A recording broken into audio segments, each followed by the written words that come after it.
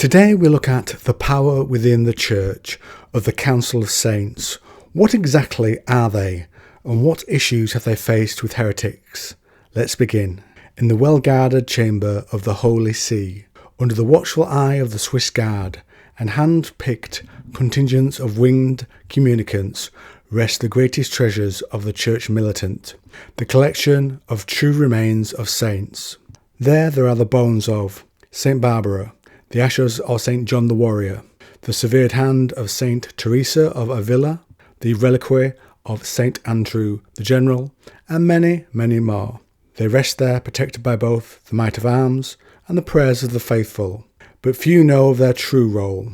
The long-dead martyrs of the Church form the supreme advisory body of the Church and the armies of the faithful. In times of dire need, their holy remains are brought to the great council chambers, so the princes of the Church, led by the Cardinal of War and temporal rulers of the free lands, can ask for their guidance. Such consultation is not undertaken lightly. Only vital issues such as dispatching one of their irreplaceable paladins on a mission to Inferno, opening up a new front in the Great War, or determining the hidden plans of the Lords of the 66 are worthy of the attention of the Council of Saints. For it is a costly and perilous ordeal. Reliquaries holding their remains are brought forth, and cables are connected to the machines of the Synod of Strategic Prophecy to establish communication to the souls of the saints. Then finally, the tacticians of the Synod, the purest and the most gifted, attach their spinal cables to the prophetic machines, so the saints may talk through them. It takes long years to train a tactician, but the mental and physical strain of communing with saints ages them at the rate of a year per heartbeat, and even then they might not succeed. Sometimes the link between the tactician and the relic saint is weak. Their voices are mere whispers. At other times they speak a long-forgotten, incomprehensible language that the scribes of the Holy See struggle to decipher. And these are not the greatest of the challenges either. The infernal powers are well aware of the council, and through the corrupted saintly relics they hold, the great lords of hell are roused when the council is in session, and set forth to challenge their hated opponents with their unholy willpower. On such occasions a fierce spiritual battle takes place, and the skies above Rome burn with hellfires and flashes with holy light.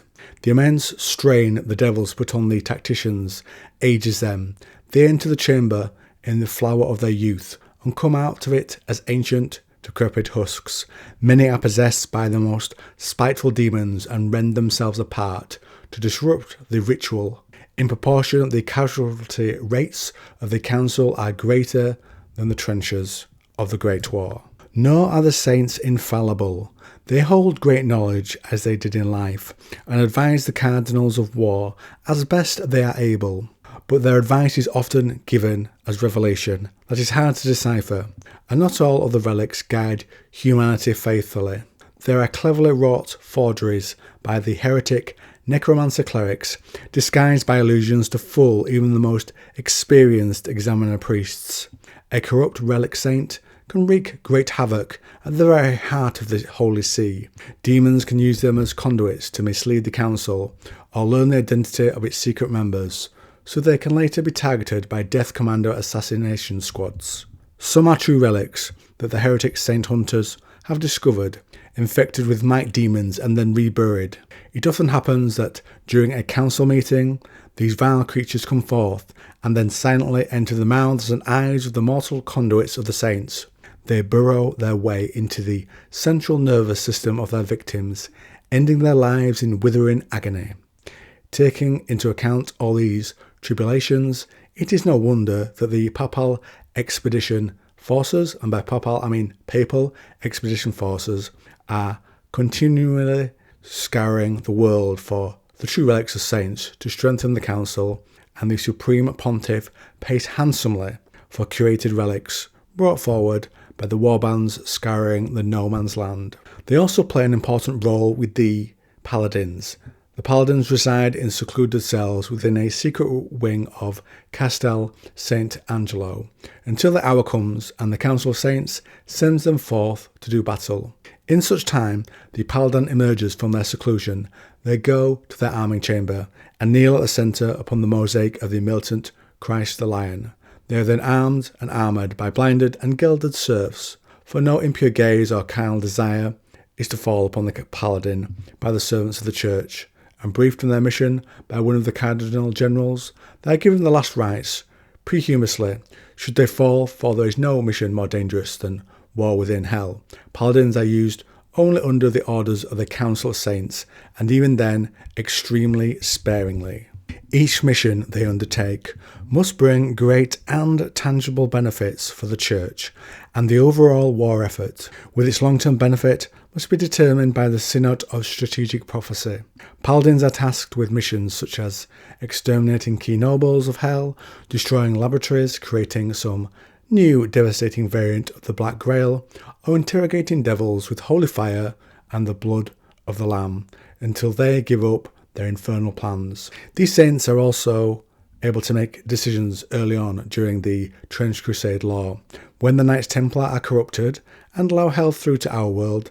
After that, all the knightly orders, as decided by the Council of Saints, are to be marked as deeply as their bones, so that they cannot betray the Church again. In the real world, from the Britannica, the basis of Christian cult veneration of relics is the conception that reverences for the relics rebounds to the honour of the saint. While expectations of favours may accompany the devotion, it is not integral to it. The first Christian reference to relics comes from the Acts of the Apostles and explains that handkerchiefs that touched the skin of St. Paul while he was preaching in Corinth were able to heal the sick and exorcise demons. During the 2nd century AD, in the martyrdom of Polycarp, the bones of the martyred bishop of Smyrna are described as more valuable than precious stones. The veneration of relics continued and grew in Christianity. Generally, the expectation of miracles increased during the Middle Ages, while the flood of Oriental relics into Europe during the Crusades raised serious questions as to their authenticity and ethical procurement. St. Thomas Aquinas, the great Roman Catholic theologian, however, considered it natural to cherish the remains of the saintly dead, and found sanction for the veneration of relics in God's working of miracles in the presence of relics. And in terms of videos currently finished, 2 on the Iron Sultanate done, 1 general one, and 1 focusing on the Taquin, who I think are pretty intriguing. A video on the recently released Law on Prussia, the heretic naval raiders, where I've also covered general law on submarines since they fit well together, and the one I'm working on right now, tonight, which is new to me, is the Council of Saints, which I'm obviously recording as I'm talking to you. Not sure when I'm going after that, maybe 40k or maybe more trench stuff. Anyway, thanks for listening. Let me know what you think to the law, and if you like this video on the Trench Crusade, why not try this one?